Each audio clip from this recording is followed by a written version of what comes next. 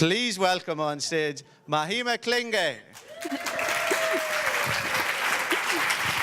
Thank you. Our greatest strength and wisdom lies within us.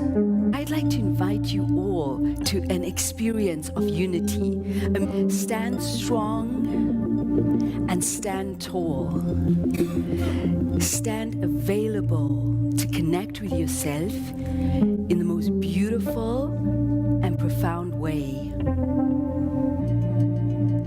I'm going to be speaking to the knower inside of you. You were born with that knowledge. You know everything there is to know about inner peace, love, joy, and happiness. It is who you are in the core. And the knower inside of you knows this. Silence is to your soul what water is to your body. Essential. The body needs water, and your soul, your spirit, your power, your inner self needs silence to thrive and to survive. And my ears filled with the sound of the buzzing bees and the silence in between. And all this would take place under the deep blue of the African sky. I was barely 7 or 8 years old, but there I would often sit, connected, at one with the world, in full peace and contentment. We think we're lacking something. We think something's wrong with us. We think we're broken. We think we need fixing. We think that there is a pain inside of us that we can never heal. We think. We think that there are challenges in our life that we don't know how to deal with or don't have the tools to deal with. We think our past defines our future. We carry the burden of the past as if it's happening to us right now. We fear the future as if it's guaranteed. We think. And in this, some of us break down. Some of us break out. Some of us get numb, and some of us lose faith. We lose faith in ourselves. And we lose faith in humanity. And I think you'll all agree with me that that is the beginning of insanity. After a devastating marriage and divorce left me in all those symptoms of disconnect from spirit, from the soul part of me, I was on the verge of breaking down. I left Zimbabwe as a way of breaking out. I was numb and I'd lost faith. But I was 22 years old. I still had faith in humanity. Crash landed, boom, in an Indian ashram. I had no idea about gurus. I'd never read a spiritual book in my life. The words namaste, samsara, nirvana, satori meant absolutely nothing to me.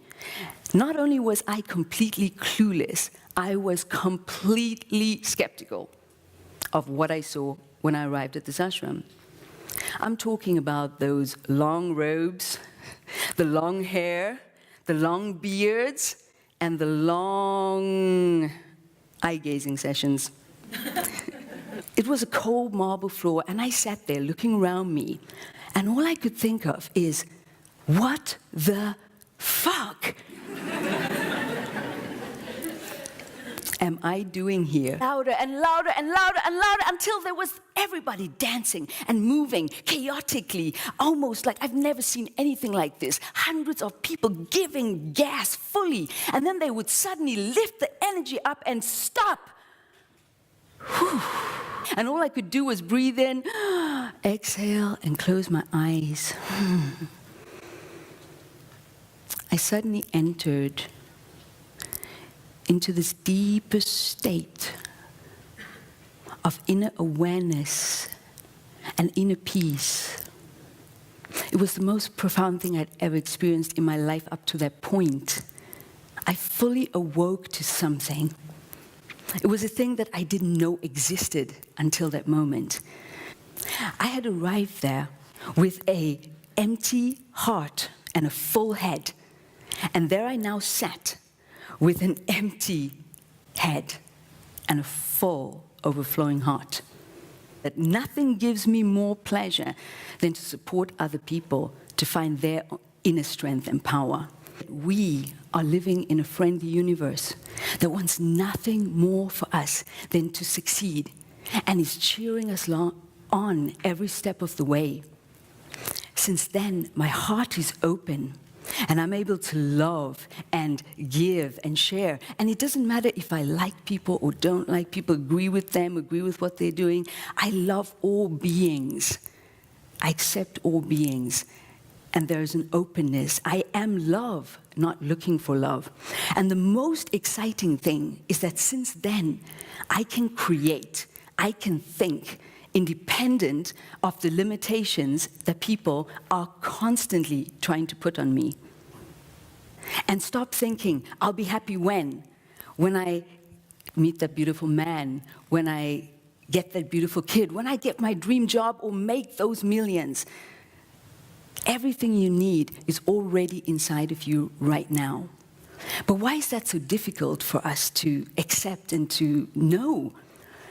Well, we have to understand that we're living in a world where they teach us more how to work hard and struggle, yeah? Then they teach us how to connect to our inner power, follow our bliss, stand in our beauty and light. We live in a world where they teach us more how to be fearful than they teach us how to be fearless and stand strong in a place of trust.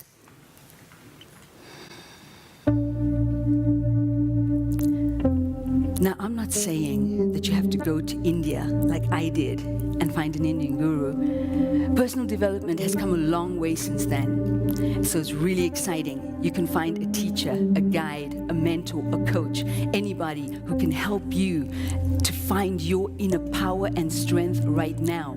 And what happens when you do that is you expand your mind so you can think more positively and more powerfully.